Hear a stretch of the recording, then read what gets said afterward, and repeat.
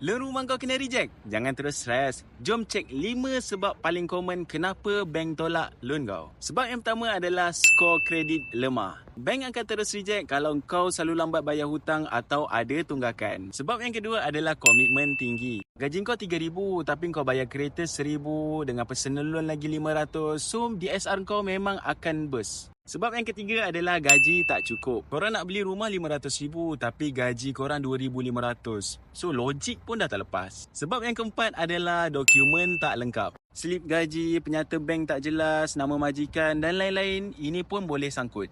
Dan sebab yang terakhir adalah kerja tak stabil. Kau baru masuk kerja sebulan atau kau kerja sendiri tapi tak declare income tax. So bank pun takut nak ambil risiko.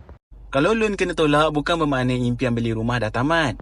Korang betulkan balik dokumen, bersihkan rekod dan kurangkan komitmen. So kalau korang dapat sesuatu ilmu hari ni, jangan lupa like, follow dan share video aku untuk ilmu property lagi. See you on the next video. Bye-bye.